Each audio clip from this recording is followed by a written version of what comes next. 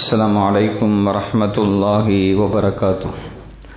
الحمد لله والصلاة والسلام على رسول الله. கண்ணியத்திற்குரிய அல்லாஹ்வினுடையார்களே, நாம் தொடர்ந்து இந்த அதிகாலை சிந்தனை வழியாக நபிகள் நாயகம் ஸல்லல்லாஹு அலைஹி வஸல்லம் அவர்களுடைய வரலாற்றை தொடர்ந்து கேட்டு வருகிறோம். அன்னை ஃபாத்திமா ரலியல்லாஹு அன்ஹா அவருடைய வரலாற்றை நாம் துவக்கி இது 3வது நாளாக இன்றைக்கு நாம் அவர்களின் வரலாறை பார்க்கிறோம். நேற்றைய தினம் அவர்கள் சிறுமியாக இருந்தபோது அபூஜஹல் அவரை அடித்ததற்கு திருப்பி அடித்தார் என்ற அந்த ஒரு நிகழ்வு அது இன்னும் சந்தேகத்திற்குரியதாகவே இருக்கிறது. இன்ஷா அல்லாஹ் அது சம்பந்தமான விளக்கத்தை விரைவாக நாம் தருவோம். அதில் இப்னு அப்பாஸ் ரலியல்லாஹு அவர்கள் அபூ சுஃபியான் இஸ்லாத்திற்கு வருவதற்கு பெருமானார் ஸல்லல்லாஹு அலைஹி அவர்கள் செய்த அந்த துவா தான் காரணம் என்று சொன்னார்கள். அந்த அபூ சுஃபியான் குறித்து சில விஷயங்கள் மாத்திரம் நாம் பார்க்கிறோம். அஸ்லம அபூ சுஃபியான் யௌம ஃபதஹ மக்கா சனத ஸமானியத்தில் லில் ஹிஜ்ரா. அதாவது நாயகம் ஸல்லல்லாஹு அலைஹி அவர்கள் மக்காவிலிருந்து மதீனாவுக்கு ஹிஜ்ரத் சென்ற பின்னால், அதாவது 8வது வருடம், ஹிஜ்ரி 8வது வருடம்தான் நாயகம் ஸல்லல்லாஹு அலைஹி அவர்கள் மக்காவை வெற்றி கொண்டார்கள். அது ஃபதஹ் மக்கா என்று சொல்லப்படும். அந்த சமயத்தில் தான் அபூ சுஃபியான் இஸ்லாத்தை ஏற்றுக்கொண்டார். வாக்கிப கௌல ரசூலுல்லாஹி ஸல்லல்லாஹு அலைஹி வஸல்லம் மன் தஹலல் பைத்தல் ஹராம கான ஆமினா வமன் தஹல தார அபி சுஃபியான் கான ஆமினா. நாயகம் ஸல்லல்லாஹு அலைஹி வஸல்லம் அந்த ஃபதஹ் மக்காவை நாம் இன்ஷா அல்லாஹ் ரசூலுல்லாஹ்வுடைய வரலாறு தொடர வரும்போது இன்ஷா அல்லாஹ் அது சம்பந்தமாக நாம் பேசுவோம். அந்த ஃபதஹ் மக்காவில் நாயகம் ஸல்லல்லாஹு அலைஹி வஸல்லம் அவர்கள் அந்த மக்கா வெற்றி கொள்ளப்பட்ட சமயத்தில் அனைத்து மக்களையுமே மன்னித்தார்கள். சொன்னார்கள், யார் இந்த மஸ்ஜிதுல் ஹராமுக்குள் வந்து விடுகிறார்களோ அவர்கள் நிம்மதியாக இருக்கலாம், அவங்களுக்கு எந்த பயம் கிடையாது. அதே போல அபூ சுஃபியானும் சொன்னார், யார் பைத்துல் ஹராமுக்கு வந்து விடுகிறார்களோ அவர்கள் எந்த விதமான பயமும் வேண்டாம் அவர்களுக்கு. அதேபோல் அபூ சுஃபியான் ஆகிய என்னுடைய வீட்டுக்கு யார் அடைக்கலம் தேடி வருகிறார்களோ அவர்களுக்கும் மன்னிப்பு, அவர்களும் எந்த பயமும் பட வேண்டாம் என்று அபூ சுஃபியான் சொன்னார். நாயகம் ஸல்லல்லாஹு அலைஹி வஸல்லம் அவர் இஸ்லாத்தை ஏற்றுக்கொண்ட பிறகு வந்தார். நாயகம் ஸல்லல்லாஹு அலைஹி வஸல்லம் சொன்னார், யா ரசூலல்லாஹ் முர்னி ஹத்தா உகாத்திலல் குஃபார், எனக்கு சொல்லுங்க காஃபிர்களோட போய் நான் சண்டை போடுறேங்கிற சொன்னார். கமா குன்து உகாத்திலுல் முஸ்லிமீன, எப்படி இஸ்லாத்துக்கு வருவதற்கு முன்னால் முஸ்லிம்களோடு நான் போரிடுவேன் என்று சொன்னேனே, போரிட்டேனோ அதுபோல் இப்போ எனக்கு சொல்லுங்க, நான் காஃபிர்களை எல்லாம் அவங்களோட போய் சண்டை போடுறேன்னு சொல்லி அபூ சுஃபியான் சொன்னார். எல்லா யுத்தங்கள்லையும் இஸ்லாத்திற்கு எதிரான பத்ர் யுத்தம், உஹது யுத்தம் போன்ற எல்லா யுத்தங்களிலும் இஸ்லாத்திற்கு எதிரணியில் நின்ற அபூ சுஃபியான் இப்போ சொல்றார், நாயகமே சொல்லுங்க, நான் அவங்களுக்கு காஃபிர்களோட போய் சண்டை போடுறேன்னு சொல்லி அபூ சுஃபியான் சொன்னார். அவர் நாயகம் ஸல்லல்லாஹு அலைஹி வஸல்லம் இஸ்லாத்தை ஏற்றுக்கொண்ட பின்னால் ஹுனைன் யுத்தத்திலே பங்கெடுத்தார், இஸ்லாமிய தரப்பில் இருந்தார். அதே போல அந்த ஹுனைன் யுத்தத்துக்கு நாயகம் ஸல்லல்லாஹு அலைஹி அவர்கள் நிதி திரட்டிய போது அவர் 100 ஒட்டகைகளை கொடுத்தார். அதே போல 40 ஊக்கியா என்று சொல்லப்படுகிற அன்றைய கால பண நடைமுறை, அது ஒரு பெரும் தொகை. 40 ஊக்கியாக்களை அந்த யுத்தத்திற்காக வேண்டி அபூ சுஃபியான் கொடுத்தார். அடுத்து தாயிஃப் யுத்தம், அதிலேயும் அபூ சுஃபியான் அவர்கள் இஸ்லாமிய தரப்பிலே பங்கெடுத்தார்கள் நாயகம் ஸல்லல்லாஹு அலைஹி அவர்களோடு. பிறகு யர்மூக் என்ற யுத்தத்திலே அவர் பங்கெடுத்தார். அந்த யுத்தம் அவருடைய மகனாகிய யஸீத் இப்னு அபூ சுஃபியான் அவருடைய தலைமையிலே நடந்தது. நாயகம் ஸல்லல்லாஹு அலைஹி வஸல்லம் வஃபாத்துக்கு பின்னால் அந்த அபூபக்கர் ரலியல்லாஹு, அதே போல உமர் ரலியல்லாஹுடைய ஆட்சி காலம், அதற்கு பிறகு உஸ்மான் இப்னு அஃபானுடைய ஆட்சி காலம், அதற்கு பின்னால் அலி ரலியல்லாஹுடைய ஆட்சி காலம், அதற்கு பின்னால் முஆவியா ரலியல்லாஹு, அவருடைய மகன் யஸீத் இப்னு அபூ சுஃபியான் என்று சொல்லப்படும் அவருடைய தலைமையிலே நடைபெற்ற யர்மூக் யுத்தத்திலேயும் அவர் பங்கெடுத்திருந்தார் அபூ சுஃபியான் அவர்கள் என்று அவருடைய வரலாற்று அந்த சிறு குறிப்பு நாம் பார்க்கிறோம். இவர் யாருன்னா அபூ சுஃபியான் நாயகம் ஸல்லல்லாஹு அலைஹி வஸல்லம் மனைவியாகிய உம்மு ஹபீபாவினுடைய தந்தை. ரசூலுல்லாஹ்வுடைய மனைவி உம்மு ஹபீபா ரலியல்லாஹு அன்ஹா அவர்களின் தந்தை தான் அபூ சுஃபியான். இவர் வஃபாத்தானது ஹிஜ்ரி 31 வஃபாத்தானார் என்று அந்த அபூ சுஃபியான் குறித்து செய்தி நாம் பார்க்கிறோம். சரி, அடுத்து நாம் ஃபாத்திமா ரலியல்லாஹு அன்ஹா அவர்களுடைய வீரம் குறித்து தான் நாம் பேசி வருகிறோம். அப்துல்லாஹ் இப்னு மஸ்ஊத் ரலியல்லாஹு அன்ஹு அவர்கள் அறிவிக்கிறார்கள், கால பைனமா ரசூலுல்லாஹி ஸல்லல்லாஹு அலைஹி வஸல்லம் யுஸல்லி இந்தல் பைத்.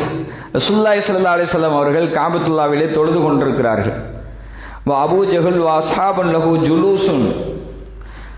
அபூ ஜஹல் அவனுடைய தோழர்கள் எல்லாம், அவனுடைய ஜால்ராக்கள் எல்லாம் உட்கார்ந்திருக்கிறார்கள். இது கால பஅதுஹும் ஐயுக்கும் யஜீஉ பி ஸலா ஜஸூர் பனி ஃபுலான். உங்களில் யார் ஒட்டகத்தின் குடலை எடுத்து வருவது என்று ஒருத்தருக்கு ஒருத்தர் கேட்டாங்க. அது எதுக்குன்னா, ஃபயலாஹு அலா லஹரி முஹம்மதின் ஸல்லல்லாஹு அலைஹி வஸல்லம் இதா சஜத. அவங்க சஜிதா செய்கிற போது அவருடைய முதுகிலே கொண்டு போய் அந்த ஒட்டக குடலை போடணும். ஒட்டக குடலுங்கிறது ரொம்ப வெயிட் அதிகமானதாக இருக்கும். அவர் சஜிதா செஞ்சுட்டு இருக்கிற போது அவருடைய முதுகில் போடணும். ஃபம்பஅஸ அஷ்கல் கௌம். அந்த கூட்டத்திலிருந்து ஒரு ரொம்ப மோசமான ஒருத்தன் துள்ளி குதிச்சு செஞ்சாங்க. இதான் சந்தர்ப்பம்னு சொல்லி ஃபஜா பிஹி, அந்த ஒட்டக குடலை கொண்டு வந்தான். ஃபனதர ஹத்தா இதா சஜதன் நபி ஸல்லல்லாஹு அலைஹி வஸல்லம். நபி ஸல்லல்லாஹு அலைஹி அவர்கள் சஜிதா செய்யும் வரை எதிர்பார்த்து கொண்டே இருந்தான். வலஅஹு அலா லஹரிஹி. நபி ஸல்லல்லாஹு அலைஹி அவர்கள் சஜிதா செய்கிற போது அந்த குடலை அவரினுடைய முதுகிலே வைத்து விட்டான். பைன கத்திஃபைஹி, 2 தோள்களுக்கும் மத்தியில் அதை வச்சுதான். அந்த நேரத்தில் அப்துல்லாஹ் இப்னு மஸ்ஊத் சொல்கிறார்கள், வன அந்துரு லா உகுனி ஷைஅன் லவ் கானத் லீ மனாத்துன். எனக்கு தடுப்பதற்குண்டான எல்லா சந்தர்ப்பமும் இருந்தும் என்னால் ஒன்றும் செய்ய முடியவில்லை. என்னால் தடுப்பதற்கான சந்தர்ப்பம் இருந்தும் என்னால் ஒன்றும் செய்ய முடியவில்லை. கால, அவர் சொல்றார் அப்துல்லாஹ் இப்னு மஸ்ஊத், ஃபயஜஅலு வ யஹீலு பஅதுஹும் அலா பஅத். அவர்கள் இந்த காட்சியை நபி ஸல்லல்லாஹு அலைஹி வஸல்லம் அந்த முதுகின் மீது ஒட்டக குடலை போட்ட அந்த காட்சியை நபி ஸல்லல்லாஹு அலைஹி அவர்கள் சஜ்தாவிலிருந்து எழுந்திருக்க முடியாத அளவுக்கு அப்படியே இருக்கிறார்கள். நபி ஸல்லல்லாஹு அலைஹி இந்த காட்சியை பார்த்து ஒருவர் மீது சாய்ந்து கொண்டு அவர்கள் உற்சாகமாக சிரித்து கொண்டிருந்த அந்த காட்சி. ரசூலுல்லாஹி ஸல்லல்லாஹு அலைஹி வஸல்லம் சாஜிதுன் லா யர்ஃபஉ ரஅஸா. தலை உயர்த்த முடியல. ரசூலுல்லாஹி ஸல்லல்லாஹு அலைஹி வஸல்லம் சஜ்தாவிலேயே இருக்கிறார்கள். இன்னொரு அறிவிப்பில் வருகிறது, அந்த நிகழ்ச்சியை ஒட்டி ஹத்தன் தலக இன்சானுன் ஃபஅக்பர ஃபாத்திமா ரலியல்லாஹு அன்ஹா. இந்த காட்சியை பார்த்த ஒருவர் ஃபாத்திமா ரலியல்லாஹு அன்ஹா அவரிடத்திலே போய் இந்த செய்தியை சொல்லுகிறார். ஃபஜாஅத் வஹிய ஜுவைரியா. ஃபாத்திமா ரலியல்லாஹு அன்ஹா அவர்கள் இந்த செய்தியை கேட்டு பறந்தடித்து வந்தார்கள். அவர்கள் சிறுமியாகவும் இல்லை, அதே சமயத்தில் பருவ மங்கையாகவும் இல்லை. அது இடைப்பட்ட காலம். ஒரு இடைப்பட்ட காலத்திலே அதாவது வாலிப பெண் என்றும் சொல்ல முடியாது, சிறுமி என்றும் சொல்ல முடியாது. அந்த அளவுக்கான ஒரு இடைப்பட்ட வயதிலே ஃபாத்திமா ரலியல்லாஹு அன்ஹா அவர்கள் இருந்தார்கள். வந்து ஓடோடி வந்தார்கள். தந்தையின் நிலையை பார்த்து அவர்கள் ஃபதரஹதுஹு அன்ஹு ثم اقبلت عليهم تستمهم.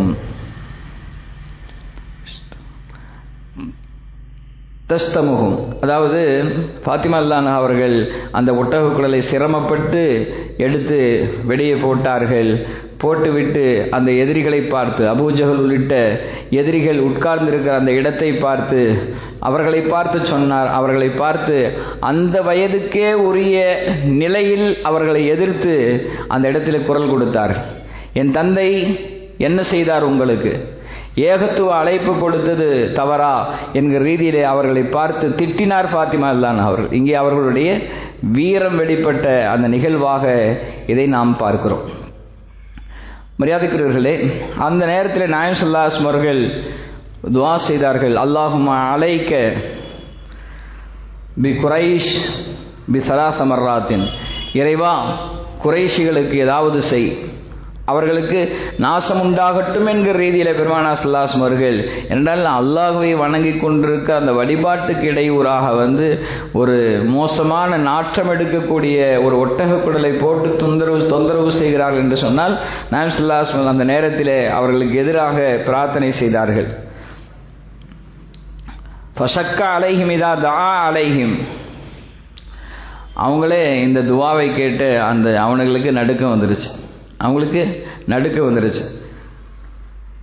அப்துல்லாஹ் இப்னு மஸ்ஊத் சொல்கிறார்கள், வகானு யரவுன அன்ன தஅவத ஃபீ தாலிகல் பலதி முஸ்தஜாபத்துன், அவங்க இந்த இடத்துல கேட்கப்படுகிற பிரார்த்தனை ஒப்புக்கொள்ளப்படும் என்று அவர்கள் கருதி இருந்தார்கள். ஏன்னா எப்படிப்பட்ட இடத்துல நாயகம் ஸல்லல்லாஹு அலைஹி வஸல்லம் துஆ செய்கிறாங்க காபத்துல்லாஹ்வுக்கு அருகாமையில், இந்த இடத்தில் கேட்கப்படுகிற பிரார்த்தனை ஒப்புக்கொள்ளப்படும் என்று அவர்கள் எண்ணி இருந்தார்கள். தும்ம சம்மா, பிறகு நாயகம் ஸல்லல்லாஹு அலைஹி வஸல்லம் பேர் குறிப்பிட்டே சொன்னார்கள். அல்லாஹும்ம அலைக பி அபீ ஜஹல் வ அலைக பி உத்பத் இப்னு ரபீஆ வ ஷைபத் இப்னு ரபீஆ வல் வலீத் இப்னு உத்பா வ உமையத் இப்னு ஹலஃப் வ உக்பத் இப்னு அபீ முஹைத் வ அத்தஸ் சாபிஅ. நாயகம் ஸல்லல்லாஹு அலைஹி வஸல்லம் 7 பேரை குறித்து சொன்னார்கள். Abu Jahl, Utba, Shaiba, Walid, Umayya, அதே போல உக்பத் இப்னு அபீ முஹைத், 7 பேர்களை குறிப்பிட்டு பெருமானார் ஸல்லல்லாஹு அலைஹி வஸல்லம் சொன்னார்கள். 1 2 3 4 5 6, அந்த அறிவிப்பாளர் ஒருத்தருடைய பேர் மறந்துருச்சுன்னு சொல்லலை, அந்த பேர் என்னன்னு தெரியலன்னு சொல்லி அவர் சொல்றார். அந்த அறிவிப்பாளர் அந்த 7 பேரும் ஃபவல்லதி நஃப்ஸி பியதிஹி ஹத்தன் தலக இன்சான் ஹத்தா லக்கத் ரஐத்துல்லதி அத்த ரசூலுல்லாஹி ஸல்லல்லாஹு அலைஹி வஸல்லம் ஸர்ஆ ஃபில் கலீப பத்ர். அதாவது நாயகம் ஸல்லல்லாஹு அலைஹி வஸல்லம் இந்த 7 பேரை எந்த 7 பேரை குறித்து சொன்னார்களோ அந்த 7 பேரும் பத்ர் யுத்தத்திலே கொல்லப்பட்டு பத்ரிலே இருக்கிற அந்த கிணற்றிலே அவர்கள் போடப்பட்டதை நான் பார்த்தேன் என்று சொல்கிறார். எந்த 7 பேரை நாயகம் ஸல்லல்லாஹு அலைஹி வஸல்லம் குறித்து சொன்னார்களோ அதில் 70 பேர்கள் பத்ர் யுத்தத்திலே கொல்லப்பட்டார்கள்.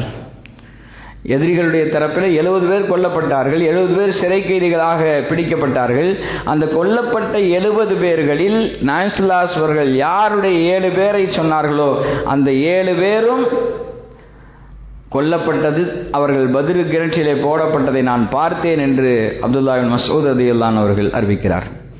இந்த நிகழ்விலே நாம் ஃபாத்திமா ரலியல்லாஹு அன்ஹா அவருடைய அந்த வீரம் குறித்து பார்க்கிறோம். தனி ஒரு ஆளாக நின்று தன்னுடைய தந்தைக்கு ஏற்பட்ட அந்த துன்பத்தை நீக்கி அவருக்கு துன்பத்தை ஏற்படுத்தியவர்களை சுட்டிக்காட்டி அவர்களை வசைபாடினார்கள், அவர்களுக்கு எதிராக எதிர்த்து குரல் கொடுத்தார்கள் என்று நாம் பார்க்கிறோம்.